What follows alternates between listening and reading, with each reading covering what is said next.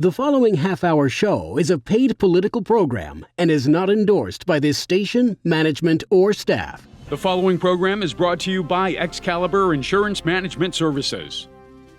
We have two guests on today's show. First, we are pleased to welcome Pennsylvania Senator Greg Rothman, who just recently was elected as the Republican Party chairman of Pennsylvania. Greg has been a guest many times, and we have seen the extraordinary arc of his political career firsthand. I find myself conflicted as to whether I should address him as senator or chairman. When I first was introduced to Greg, he had been a member in leadership of Pennsylvania's House of Representatives, serving as deputy chair of the House Policy Committee, as well as serving, very importantly, as chairman of the House Republican Campaign Committee. He was instrumental in the House Republicans having a majority in Pennsylvania and being in the majority, something that is not the case today. After a number of terms in the House, Greg ran for Senate, winning, moving quickly to reprise his role from the House days, but this time as chairman of the Senate Republican Campaign Committee. Now, he is ascended to chairman of the Republican Party of Pennsylvania, still, though, as a senator. Prior to his public service, Senator Rothman served in the Marine Corps during Operation Desert Storm. Afterward, he served 10 years in the Marine Corps Reserve. His military service led to his appointment by the President of the United States, George W. Bush, to the National Veterans Business Development Corporation. Greg was born in Harrisburg, Pennsylvania.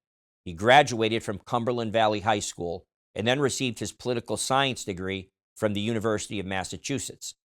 He would later go on to receive his master's degree from Johns Hopkins University.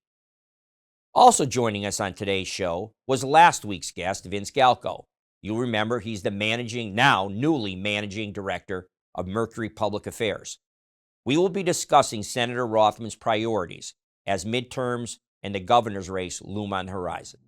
This is the Volpe Report, a weekly news and political interview show examining the latest local, state, and national issues with Chuck Volpe. Insightful, informative, controversial, the area's premier political talk show, the Volpe Report. Vince, welcome to the Volpe Report. Great to be back, Chuck. And I'll have to do a salute to our United States Marine guest, Pennsylvania Senator Greg Rothman, and now newly minted chairman of the Republican Party of Pennsylvania, Senator Greg Rothman. So, Greg, thanks for joining us. Thanks for having me, Chuck. Pleasure. I want to start on this primary part of this show, is your ascension to the chairmanship of the Republican Party of Pennsylvania. Vince, you know him a long time. I met the senator through you, so your comment on your friend and in his rise, because I'm sure you've been a part of his discussions and his thinking. Sure. Well, I mean, the party's in great hands with Chairman Rothman. Certainly, he's, as you said, a Marine, but also a very accomplished businessman, a great father, great family man, but he's also a good friend. So the background he has bringing to the party leadership is second to none. I first met Greg in the fall of 2005, I believe. 2003, I'm sorry, we met. Wow. And we needed a chair for the Bush-Cheney campaign in Cumberland County. And a friend of mine says, I got just a guy for you, Greg Rothman. And we hit it off right off the bat. He was an unbelievable chair for the Bush campaign and we worked on campaigns together, Rick Santorum's and others. So sure, we've been good friends, both professionally and personally for many years. And I'm thrilled to have him in that position. So let me go, Greg, immediately to, because this is our first actual show with you since you became chairman. With all of your responsibilities and success and all that you're doing inside the party of the Senate to keep your majority, you know, you woke up one morning. I asked my guests this because I had the same thing. I look in the mirror. I woke up one morning when I decided to run for governor and do various things. You woke up one morning and decided, I'm going to become the chairman of the Republican Party of Pennsylvania. What was your thinking? And what your motivation, effectively? Why did you decide to take that step from your pretty exalted position in Senate leadership? Yeah, I look, it's the same reason I joined the Marine Corps. I mean, the same reason, I left a pretty comfortable life and a pretty good business. Probably the same reason people like President Trump left a pretty cushy life and a successful business. It's about service, Chuck. our Commonwealth and our country needs leadership right now. The Republican Party is coming off the greatest election in my lifetime, and yet we're faced with tremendous challenges. And as you said, Pennsylvania is the Keystone State, and I want to make sure that it is a red state, just like it was in 2024 in the presidential election, and winning all those statewide elections. But there's still more work to be done, and it's because I love my Commonwealth and I love my country, and that's how I was raised, and that's why I joined the Marine Corps. And that was one of the greatest things I ever did, and I got way more out of the Marine Corps than it got out of me.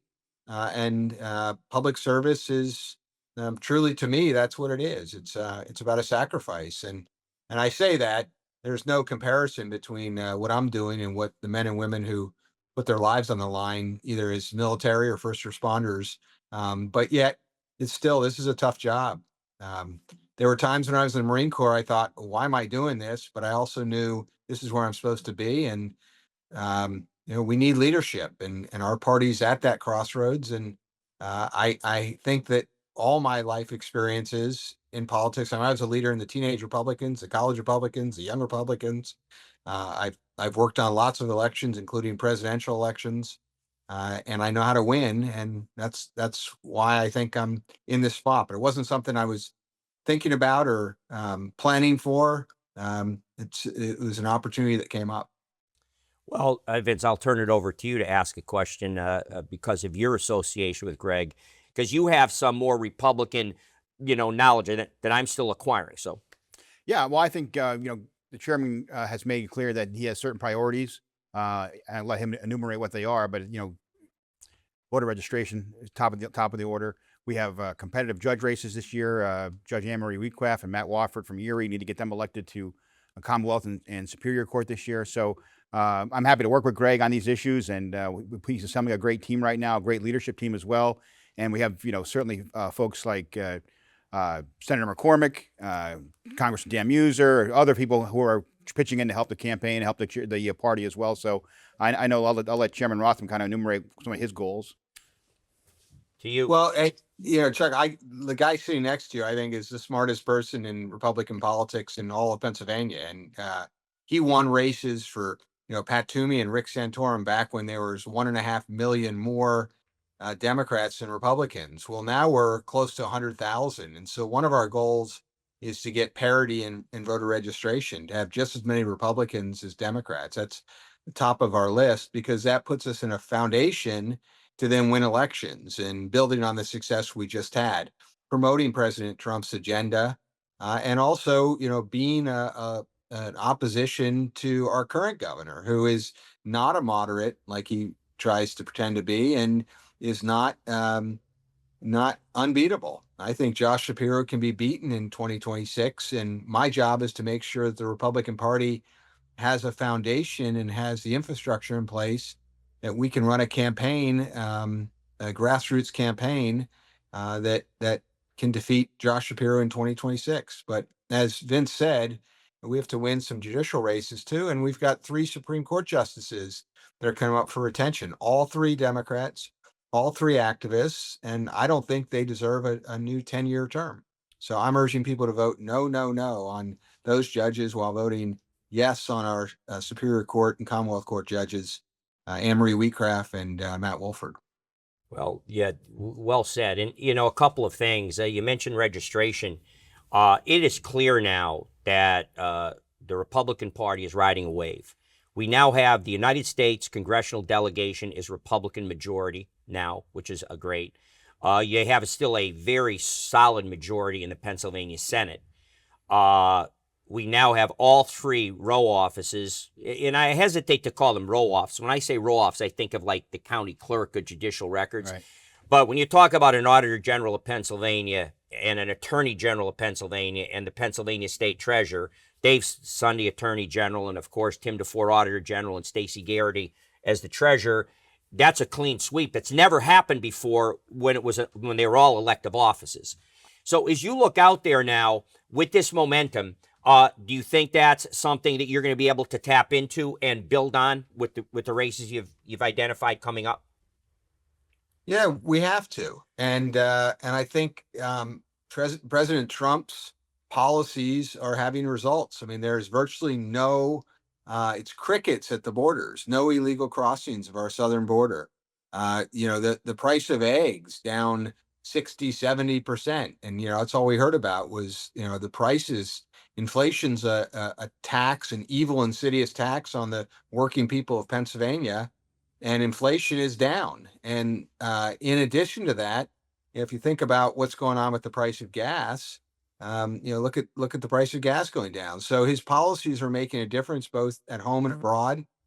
We've got issues going on with the stock market, but the reality is that half of the people in Pennsylvania don't have any money in the stock market, and yet they do have to buy eggs and gas every week. So I think we'll be rewarded with that, but we have to be vigilant, and we can't be complacent and say just because we won the White House, we don't have to worry about our state house.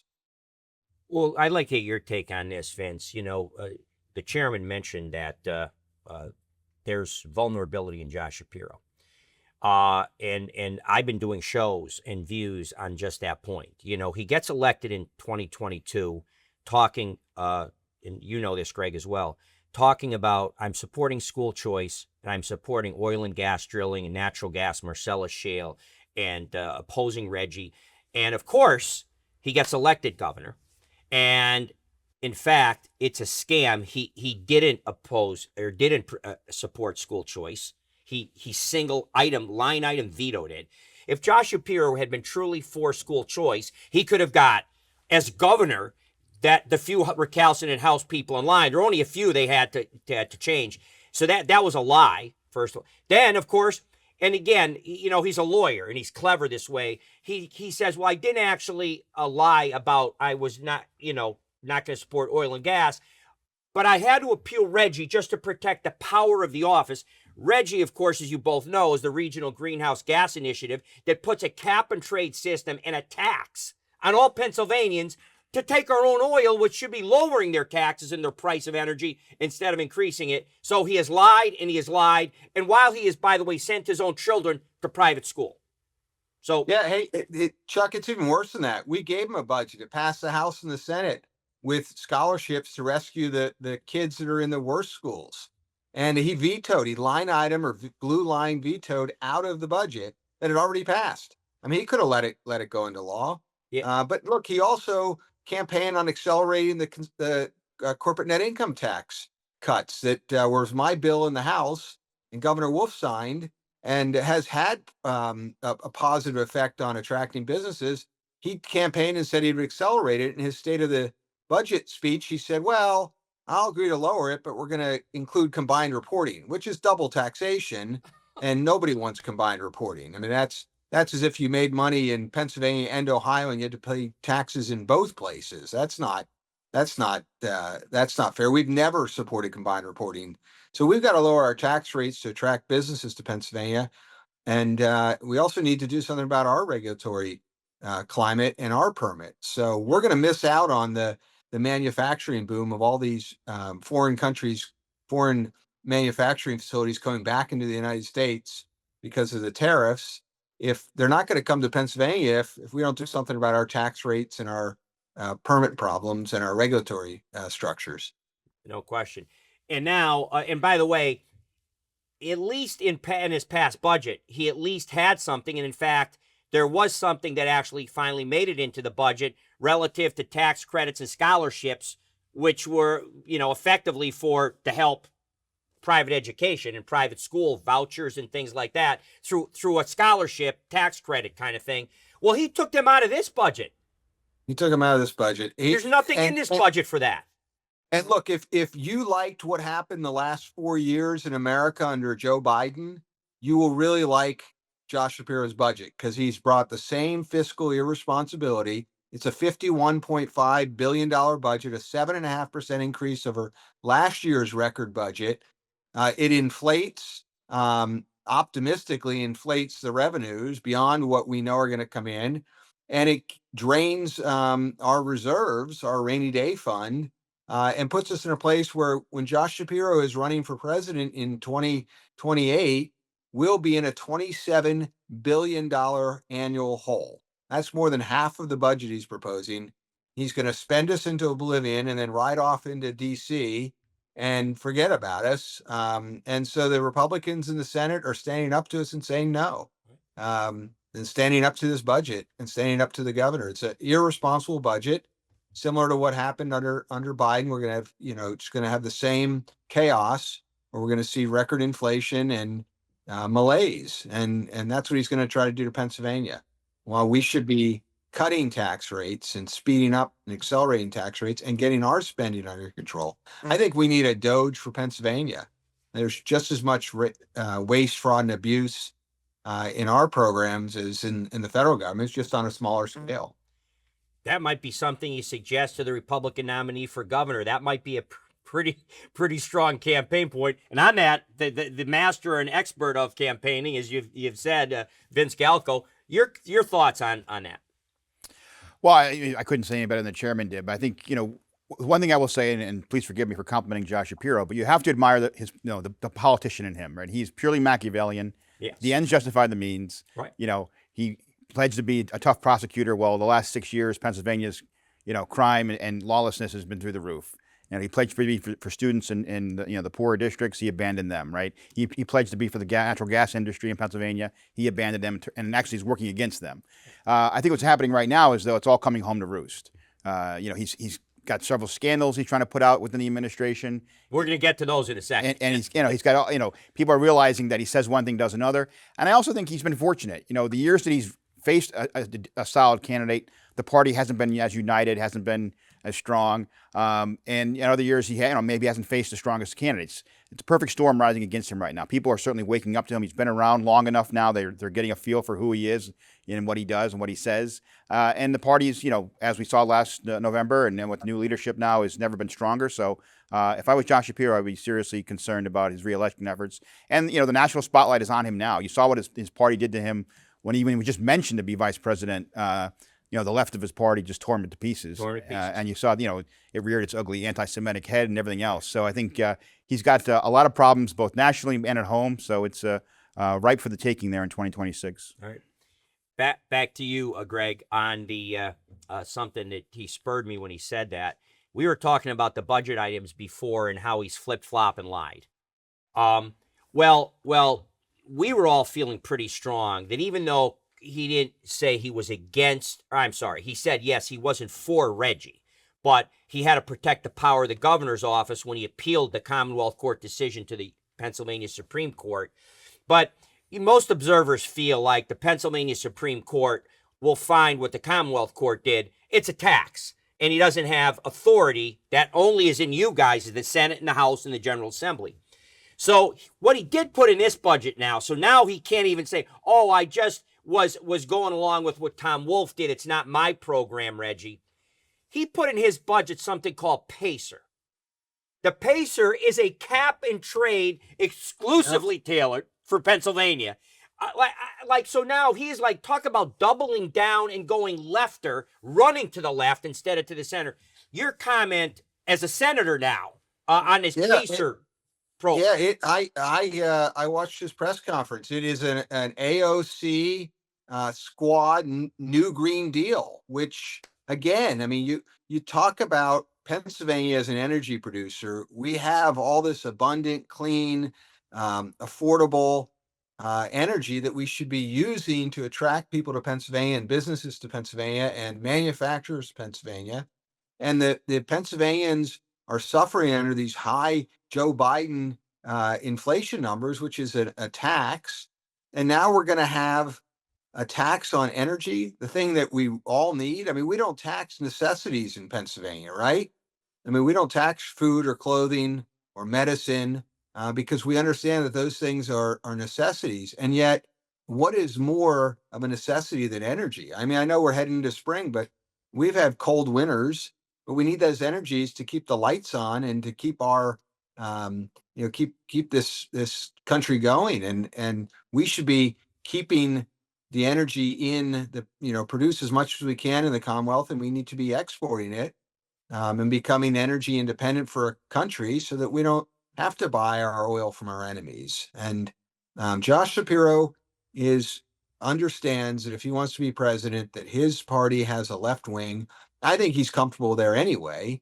And you're going to see more and more movements to the left. Just last week, it came out that he signed off on a $5 million grant to a mosque, an Islamic mosque that has a history of anti-Israel and anti-Semitic teachings and comments. I mean, that's how far he's willing to go to be president. And he cares way more about Pennsylvania Avenue than he does about Pennsylvania. Well, you spurred something with that, Senator, in the sense that he's not the first one, a Jewish American, who has betrayed his religion, his faith, and his country. Chuck Schumer, Jewish Chuck Schumer, rose on the Senate floor, if you remember. This was in the aftermath of the devastating Hamas attack. I did a view on it, and pretty much scolded Israel, suggested that the country parliament overthrow Benjamin Netanyahu, the prime minister, throw him out, make concessions to Hamas, and last but not least, try to suggest that the United States should leverage their power and their financial support of Israel unless they comply with his wish. I couldn't believe it. So normally I'd be shocked when you'd say Josh Shapiro would betray his faith in the only democratic republic, God knows, in the Middle East, Israel. But Chuck Schumer paved the way. Well, and by the way, I mean, since Vince started by complimenting Governor Shapiro, I'll compliment our other senator, John Fetterman, who is standing up for Israel and for the President Netanyahu, and I think met with him, and because of it is facing, his wife's store in Braddock was had vandalism, graffiti, anti-Semitic graffiti on it. This is John Fetterman, who is standing up for Israel because he understands that Israel is a great ally to the United States. When the enemies of Israel talk about little Satan, they also talk about great Satan, and we're the great Satan. So Israel's just the first line of defense. They're going to come after us secondly. So I think John Fetterman should be complimented, and Josh Shapiro should be ashamed. Agreed. And one of the interesting questions, I'll turn to you, Vince, before Greg, we go back to Greg, your thoughts.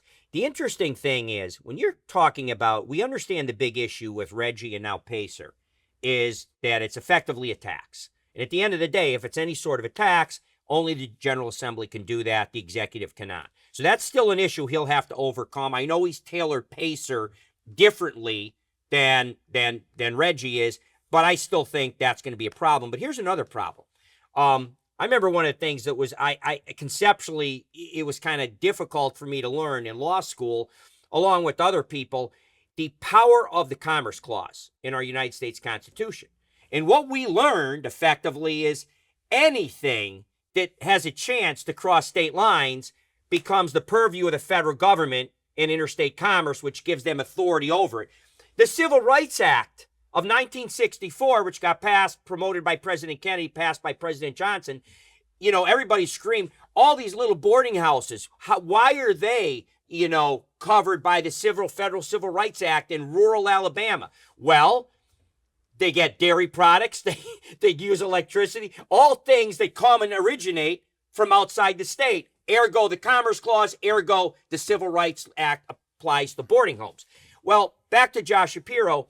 We have a supremacy clause, of course, in the Constitution, which is a problem for them. How is our energy, which will be enjoyed clearly, and the impact, not only exporting it across state lines, but the impact of it will cross state lines, especially in the border of our Commonwealth.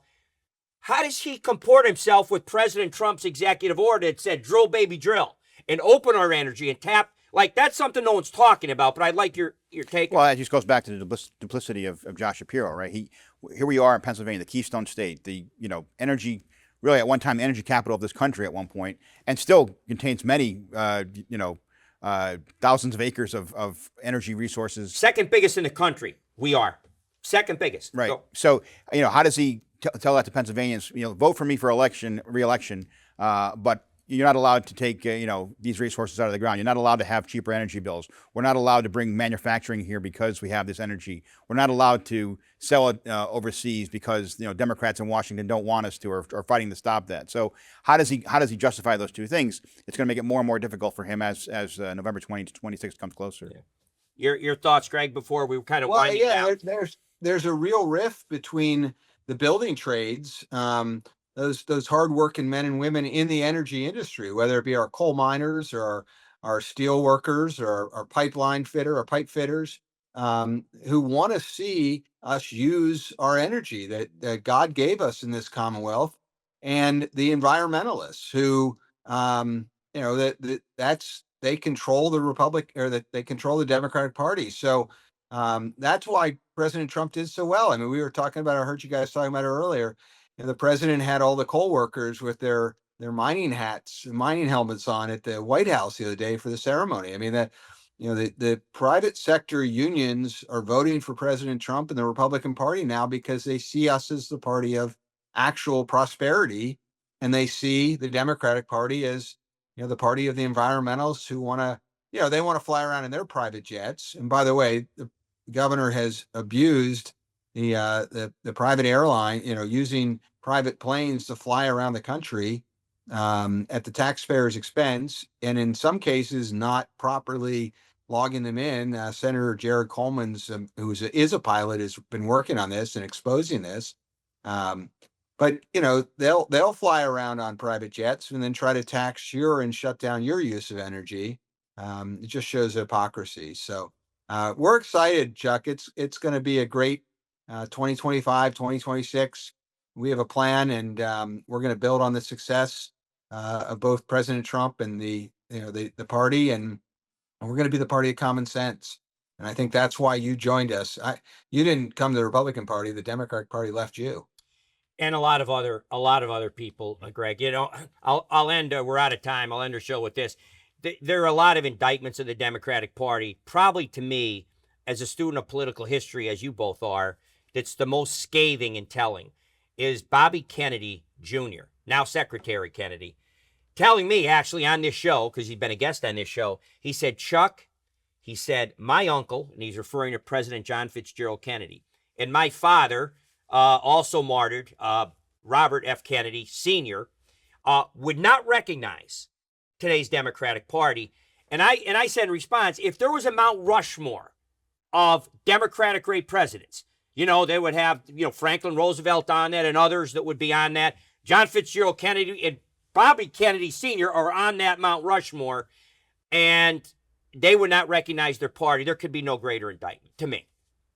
They've lost common sense. They've lost working families, all the things that were the basic staple of their party. Well, again, Greg, Godspeed on your tenure as chairmanship of our party. I'll be doing my best to support you, as I always have, both in your role as senator and now chairman of our party. So good luck and Godspeed. Vince, final comment. Chuck. No, looking forward to the chairman's tenure and accomplishing great things.